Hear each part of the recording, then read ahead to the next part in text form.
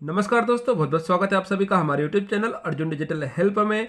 दोस्तों, मध्य प्रदेश शिक्षक भर्ती के दस्तावेज सत्यापन चल रहे हैं। उसी के बीच आज दिनांक 8 अप्रैल 2021 को लोक शिक्षण संचालनालय से एक आदेश जारी किया गया है, जिसमें टू बी होल्ड और टू बी रिजेक्ट केस के लिए क्या निर्णय लिया गया उसकी पूरी संपूर्ण जानकारी दी गई है। तो अंत तक बन रहना हमारे साथ में। उससे पहले जो लोग हमारे चैनल से नए जुड़ रहे हैं वो हमारे चैनल को सब्सक्राइब करके बेल आइकन को जरूर दबा ले। चलिए शुरू करते हैं और वीडियो अंत तक जरूर देखें। आपको किस कारण से रिजेक्ट किया गया है, किस कारण से होल्ड किया गया है, वो सारे कारण दर्शाए गए। अगर उनमें से कोई कारण नहीं है तो आपको रिजेक्ट एक्सेप्ट कर लिया जाएगा। तो इस जानकारी को शेयर जरूर कर। चलिए शुरू करते हैं। तो देखिए दोस्तों, ये है आदेश लोक शिक्षण संचालनालय मध्य प्रदेश से जारी किया गया है 8 अप्रैल 2021 को। इसका विषय है उच्च माध्यमिक शिक्षक एवं माध्यमिक शिक्षक पद पर भर्ती हेतु चयनित अभ्यर्थियों को दस्तावेज सत्यापन के संबंध में। तो क्या है दस्तावेज सत्यापन के संबंध में?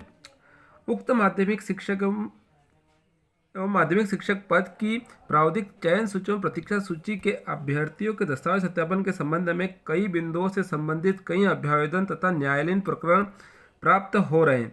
उनके निराकरण हेतु विभागीय प्रचलित नियम निर्देशों के अंतर्गत जिन बिंदुओं पर दस्तावेज सत्यापन के दौरान प्रकरणों को टू बी रिजेक्ट और टू बी होल्ड की श्रेणी में रखे गए हैं, उन बिंदुओं के संबंध में समग्र विचार उपरांत निम्नानुसार निर्णय लिया गया है। तो जी हाँ दोस्तों, जिनको होल्ड किया गया है और जिनको रिजेक्ट किया गया है उनके संबंध में डीपीआई ने एक निर्णय लिया गया है। वो निर्णय क्या है आपको इसको देखना अनिवार्य है। तो चलिए आगे बढ़ते हैं। अभ्यर्थियों से प्राप्त अभ्यावेदन से संबंधित दस्तावेज सत्यापन के मुख्य बिंदु क्या क्या बिंदु है, किस कारण से इनको रिजेक्ट और होल्ड किया गया है, और समग्र रूप से लिया गया निर्णय कि क्या निर्णय लिया है डीपीआई ने कि ये इनके अगर इस तरह का आपका केस बनता है तो आपके कारण इस केस के कारण आपको रिजेक्ट या एक्सेप्ट किया गया या रिजेक्ट या होल्ड किया गया है। तो डीपीआई ने उनके संबंध में क्या निर्णय लिया गया है। पहला पॉइंट बनता है एक ही सत्र में 2 डिग्री अर्जित करना। इसके संबंध में डीपीआई का निर्णय है विश्वविद्यालय अनुदान आयोग यूजीसी द्वारा डब्ल्यूपी, ये केस नंबर है, में प्रस्तुत प्रत्यावर्तन में एक साथ एक ही सत्र में 2 डिग्री अर्जित करने के संबंध में यूजीसी की 546वीं मीटिंग दिनांक 14/5/2020 को हुई थी, जिसमें एक साथ एक ही सत्र में 2 डिग्री अर्जित करने को मान्य करने की अनुशंसा की गई थी। परंतु भारत सरकार द्वारा अनुमोदन नहीं होने से यूजीसी द्वारा जारी अधिसूचना दिनांक 5 जनवरी 2016 के अनुसार एक साथ एक ही सत्र में 2 डिग्री प्राप्त करने वाले अभ्यर्थियों को दस्तावेज सत्यापन में प्रस्तुत अभिलेख मान्य योग्य नहीं होगा। जी दोस्तों, 5 जनवरी 2016 को यह निर्णय लिया गया था कि एक ही सत्र में 2 डिग्री मान्य नहीं है, लेकिन 14 मई 2020 को एक बैठक हुई थी, उसमें निर्णय ऐसा चल रहा था कि एक सत्र में 2 डिग्री मान्य कर दी जाएगी, लेकिन ये नहीं हुआ। दूसरा बिंदु बताता है तृतीय श्रेणी में स्नातकोत्तर की डिग्री होने से, मतलब आप सेकंड डिवीजन मांगा गया था, अगर तृतीय श्रेणी में है तो उसके संबंध में क्या निर्णय है। मध्य प्रदेश राज्य स्कूल शिक्षा सेवा शैक्षणिक संवर्ग की सेवा शर्तें एवं भर्ती नियम 2018 के अनुसूची 3 में उच्च माध्यमिक शिक्षक पद की शैक्षणिक अर्हता संबंधित विषय में द्वितीय श्रेणी में स्नातकोत्तर उपाधि के साथ बीएड उसके समकक्ष योग्यता नियत की है। अतः स्नातकोत्तर उपाधि में द्वितीय श्रेणी के अभ्यर्थियों ही उच्च माध्यमिक शिक्षक पद हेतु पात्रताधारी होगा। तृतीय श्रेणी के अभ्यर्थियों की स्नातकोत्तर उपाधि मान्य नहीं होगी। अंक सूची पर द्वितीय श्रेणी लिखा हो वही मान्य होगा। जैन दोस्तों, जिनका तृतीय श्रेणी है उनको रिजेक्ट कर दिया गया है, सिर्फ द्वितीय श्रेणी वालों का ही मान्य होगा, उनका कुछ नहीं हो सकता। तीसरा पॉइंट है स्नातकोत्तर डिग्री सह विषय में अर्जित करना, मतलब ये अलाइड विषय वालों के लिए है। मध्य प्रदेश शासन स्कूल शिक्षा विभाग के परिपत्र दिनांक 28/8/2018 की कंडिका 1 में 1.1 में स्नातकोत्तर डिग्री हेतु विषयों को स्पष्ट किया गया है। उन विषयों के अनुसार ही उच्च माध्यमिक शिक्षक पद हेतु स्नातकोत्तर की डिग्री मान्य की जाएगी। पीईबी द्वारा जारी रूल बुक में भी शासन के परिपत्र अनुसार स्नातकोत्तर विषय को ही मान्य किया गया। यह दोस्तों, जो अलाइड विषय वाले हैं उनको रिजेक्ट कर दिया गया है। तो शासन ने स्पष्ट कर दिया गया है कि जो नियम है उन्हीं के अनुसार एक्सेप्ट और रिजेक्ट चल रहे हैं। चौथा पॉइंट है अतिथि शिक्षक के कार्य करने के साथ डिग्री अर्जित करने से। यह दोस्तों, इन पे बहुत सारे केस बन रहे हैं कि अतिथि शिक्षक के साथ किसी ने बीएड किया है, किसी ने डीएड किया है, किसी ने रेगुलर डिग्री की है, किसी ने प्राइवेट डिग्री की है। उन सभी की जानकारी इसमें क्लियर हो जाएगी। लोक शिक्षण संचालनालय के परिपत्र दिनांक 23/6/2020 की कंडिका 1 के 4 एवं 2/7/2020 की कंडिका 1 में उल्लेखित अतिथि शिक्षक से संबंधित निर्देश को विलोपित करते हुए अतिथि शिक्षक के दस्तावेज सत्यापन के संबंध में निम्नानुसार कार्रवाई की जाएगी। यहाँ दोस्तों जो पहले नियम थे उनको विलोपित कर दिया गया। हम नया नियम क्या है वो आप देख लीजिए।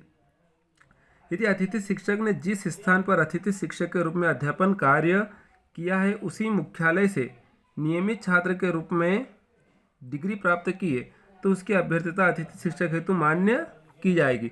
जी हाँ दोस्तों, देखिए ये बहुत बड़ा पॉइंट है। यदि अतिथि शिक्षक ने जिस स्थान पर अतिथि शिक्षक के रूप में कार्य किया और अध्यापन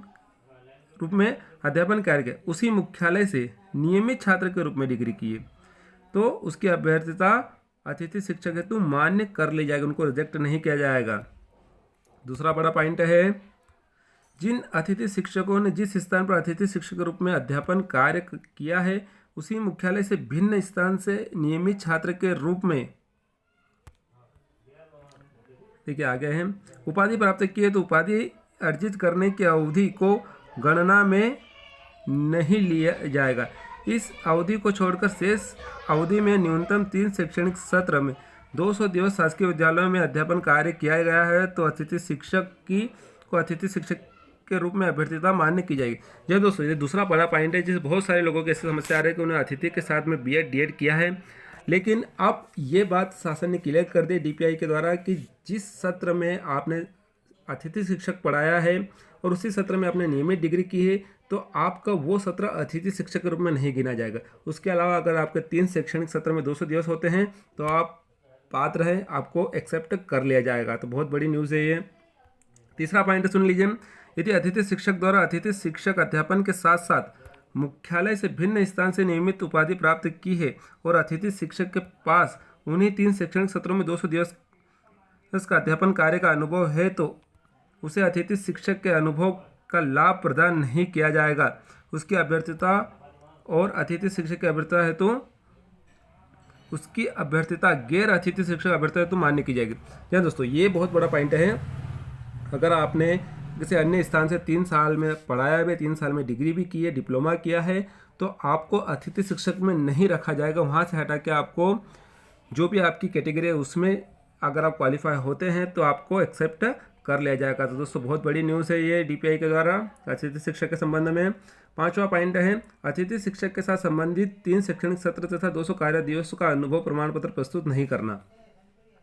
ऐसे अतिथि शिक्षक जिनके पास 3 शैक्षणिक सत्र तथा 200 कार्य दिवसों का अनुभव प्रमाण पत्र सत्यापन के समय प्रस्तुत नहीं किया गया उनकी अभ्यर्थता अतिथि शिक्षक हेतु मान्य नहीं की जाकर अतिथि शिक्षक गैर अतिथि शिक्षक श्रेणी में अभ्यर्थता को मान्य की जाएगी। तो आपको जो अतिथि शिक्षक श्रेणी में लाभ मिल रहा है वो नहीं मिलेगा। जब फाइनल मेरिट सूची आएगी तो आपको अगर आपके अंक गैर अतिथि शिक्षक मतलब जो सामान्य श्रेणी के हैं अगर वो होते हैं तो आपको क्वालिफाई कर दिया जाएगा। 6वां पॉइंट है, भर्ती हेतु जारी विज्ञापन तिथि 29/12/2019 के पश्चात अर्जित शैक्षणिक व्यावसायिक योग्यता अर्जित करना। उच्च माध्यमिक शिक्षक और माध्यमिक शिक्षक पद के भर्ती हेतु जारी विज्ञापन दिनांक 29/12/2019 के अनुसार अभ्यर्थियों को दिनांक 29/12/2019 अथवा इसके पूर्व वांछित शैक्षणिक योग्यता व्यवसाय योग्यता प्राप्त कर लीजिए। मतलब आपने 1 जनवरी 2020 के बाद कोई सी भी आपकी डिग्री डिप्लोमा है तो वो मान्य नहीं होगा।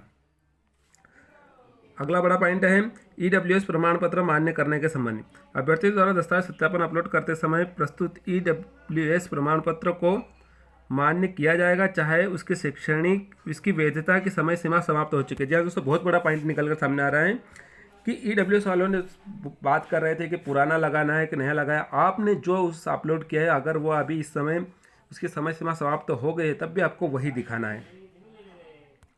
अगला पॉइंट देखिए, पोर्टल पर अभिलेख अपलोड नहीं होने के कारण। जी हाँ दोस्तों, बहुत सारे लोगों की ये समस्या आ गई थी कि उनके दस्तावेज अपलोड नहीं हुए थे, उनके संबंध में क्या निर्णय लिया जाए। ऐसे अभ्यर्थी जिनके द्वारा किन्हीं कारणवश दस्तावेज पोर्टल पर अपलोड नहीं किए गए थे उन अभ्यर्थियों को विज्ञप्ति जारी कर दस्तावेज अपलोड करने हेतु अवसर दिया गया था। इसके बावजूद भी किसी अभ्यर्थी द्वारा दस्तावेज पोर्टल पर अपलोड नहीं किया गया और उसके पास वैध दस्तावेज उपलब्ध नहीं है तो उन दस्तावेजों को सत्यापन अधिकारी द्वारा मान्य कर अभ्यर्थता मान्य किया जाकर दस्तावेज अपलोड करने हेतु प्रस्ताव संचालनालय को प्रेषित किया जाएगा। जहाँ दोस्तों कोई भी अभ्यर्थी अगर छूट गया जिन्होंने दस्तावेज अपलोड नहीं किए तो वो दस्तावेज वहाँ पर सत्यापन केंद्र में बता देंगे। उसके बाद उनके लिए पोर्टल एक बार और खोला जाएगा। अगला पॉइंट है शासकीय सेवा में कार्यरत अभ्यर्थियों द्वारा अनापत्ति प्रमाण पत्र प्रस्तुत न करने के कारण। तो पहला पॉइंट है स्कूल शिक्षा विभाग के कर्मचारियों द्वारा यदि अनापत्ति प्रमाण पत्र आवेदन प्रस्तुत किया गया है तो मान्य किया जाए। दूसरा पॉइंट है अन्य विभागों के कर्मचारियों को अनापत्ति प्रमाण पत्र अथवा त्याग प्रमाण पत्र ज्वाइनिंग तिथि के पूर्व प्रस्तुत करना होगा। त्याग पत्र की स्थिति में पूर्व सेवाओं का लाभ प्राप्त नहीं होगा।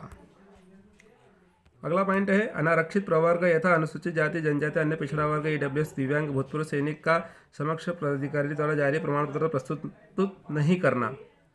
इसके संबंध में मध्य प्रदेश के समक्ष अधिकारी द्वारा जारी मूल प्रमाण पत्र प्रस्तुत नहीं किए जाना अथवा अन्य राज्य का अनारक्षित श्रेणी का प्रमाण पत्र प्रस्तुत किए जाने पर आवेदक की अभ्यर्थता अभ्यर्थी हेतु मान्य नहीं होगी। ऐसे अभ्यर्थी अनारक्षित श्रेणी में ही मान्य किए जाएंगे। दूसरा पॉइंट अन्य राज्य के अभ्यर्थियों मध्य प्रदेश के किसी कारण का आरक्षण का लाभ प्राप्त करने के लिए पात्र नहीं होंगे।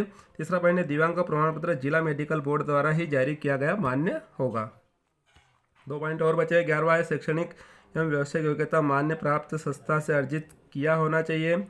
यूजीसी से मान्यता प्राप्त विश्वविद्यालय से स्नातकोत्तर स्नातक उपाधि एवं एनआईसीटी से मान्यता प्राप्त संस्थान से प्राप्त प्रशिक्षण बीएड डीएड की अंक सूची ही मान्य होगी। मतलब यूजीसी से मान्यता प्राप्त होनी चाहिए। अगर ऐसा आप यूजीसी की लिस्ट ऑनलाइन चेक कर सकते हैं। उसमें अगर आपकी कॉलेज नहीं आता है तो आपको रिजेक्ट होने के चांस बनते हैं। आयु संबंधी दस्तावेज प्रस्तुत नहीं करने के संबंध में मध्य प्रदेश के बाहर के अन्य राज्य के शिक्षा मंडल से कक्षा 10वीं एवं 12वीं की ऐसी अंक सूची धारण करता है जिसमें उनकी जन्मतिथि अंकित नहीं है। तो ऐसी स्थिति में संबंधित राज्य में जन्मतिथि मान्य किए जाने के संबंध में उस राज्य में जन्मतिथि मान्य किए जाने के संबंध में जिन दस्तावेजों को मान्य किया जाता है उससे संबंधित प्रमाण पत्र आयु के संबंधित वैध प्रमाण पत्र हेतु प्रस्तुत किया जाएगा। देखिए दोस्तों बहुत बड़ी न्यूज़ निकल कर आ गई है डीपीआई के द्वारा। आगे है उपरोक्त बिंदु के अंतर्गत जिन अभ्यर्थियों के प्रकरण दस्तावेज सत्यापन के दौरान सत्यापन अधिकारी द्वारा to be reject to be hold के श्रेणी में रखे गए उन प्रकरणों को नियमानुसार निराकरण अंतिम चयन सूची में किया जाएगा। शेष दस्तावेज सत्यापन की कार्रवाई सत्यापन अधिकारी द्वारा समय समय पर जारी नियम निर्देशों के अंतर्गत उल्लेखित बिंदुओं को संज्ञान में लेकर दस्तावेज सत्यापन का कार्य किया जाएगा। प्रशासकीय अनुमोदन अनुसार यह आदेश जारी किया गया जयश्री केवात आयुक्त लोक शिक्षण संचालनालय द्वारा 8 अप्रैल 2021 को। तो दोस्तों इस वीडियो को ज़्यादा से ज़्यादा शेयर कीजिए। इसमें हमने आपको दस्तावेज सत्यापन में किस कारण से आपको होल्ड और रिजेक्ट किया गया उनकी सारी जानकारी क्लियर कर दी है। तो धन्यवाद दोस्तों, वीडियो को शेयर करना ना भूलें।